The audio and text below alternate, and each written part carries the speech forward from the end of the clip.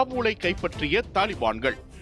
1996ஆம் ஆண்டு செப்டம்பர் 27ஆம் தேதி ஆப்கானிஸ்தானின் தலைநகர் காபூல் தாலிபான்கள் வசம் வந்தது.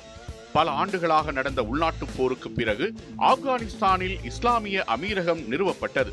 1979 முதல் 1989 வரை ஆப்கானிஸ்தானில் சோவியத் யூனியனுக்கும் அமெரிக்காவின் ஆதரவு பெற்ற முஜாஹிதீன் போராளிகளுக்கும் இடையே போர் நடந்தது. இதையடுத்து சோவியத் படைகள் 1989இல் ஆப்கானிஸ்தானை விட்டு வெளியேறின. இதன் பிறகு முஜாஹிதீன் குழுக்களுக்கு இடையேயான உள்நாட்டுப் போர் தீவிரமடைந்தது. அஹ்மத் ஷா மசூத் தலைமையிலான ஜாமியத் இஸ்லாமி, குல்பதீன் ஹெக்மத்தியா தலைமையிலான ஹிஸ்பே இஸ்லாமி போன்ற குழுக்கள் அதிகாரத்தை கைப்பற்றுவதற்காக போரிட்டன. இந்த உள்நாட்டுப் போர் காரணமாக ஆயிரக்கணக்கான மக்கள் உயிரிழக்க நேரிட்டது. இந்த குழப்பமான சூழ்நிலையை பயன்படுத்தி தெற்கு ஆப்கானிஸ்தானில் முல்லா முகமது உமர் தலைமையில் தாலிபான் என்ற புதிய இயக்கம் எழுச்சி பெற்றது. தாலிபான்கள் பெரும்பாலும் மதப்பள்ளி மாணவர்களை கொண்ட ஒரு குழுவாக இருந்தனர்.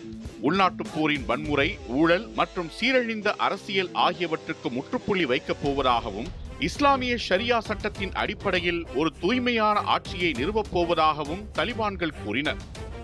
பாகிஸ்தான் மற்றும் சவுதி அரேபியா போன்ற நாடுகளின் உதவியுடன் தாலிபான்கள் அமைப்பு விரைவில் பலம் பெற்றது. உள்நாட்டுச் சண்டையில் பங்கேற்ற தாலிபான்கள் வெகு விரைவில் ஆப்கானிஸ்தானின் தெற்கு மற்றும் மேற்கு பகுதிகளை கைப்பற்றினர். பின்னர் தலைநகர் காபூலை நோக்கி முன்னேறிய தாலிபான்கள் நகரத்தை முற்றுகையிட்டு கடுமையான தாக்குதல்களை நடத்தினர்.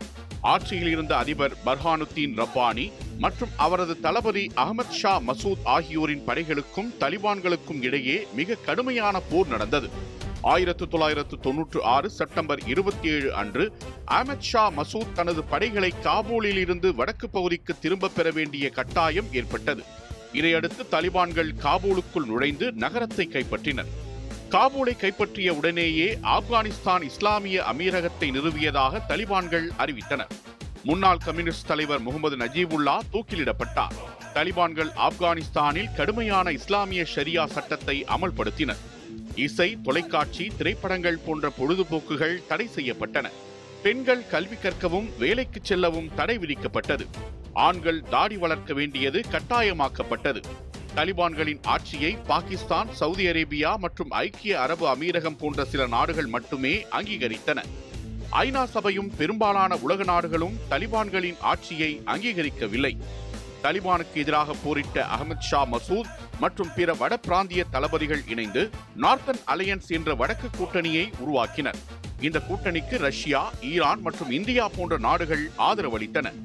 அல் கொய்தா மற்றும் ஒசாமா பின் லேடனுக்கு புகலிடம் அளித்ததன் மூலம் சர்வதேச பயங்கரவாதத்திற்கு முக்கிய மையமாக ஆப்கானிஸ்தான் மாறியது. இதுவே பின்னர் 2001ஆம் ஆண்டில் ஆப்கானிஸ்தான் மீது அமெரிக்கா தாக்குதல் நடத்த காரணமானது.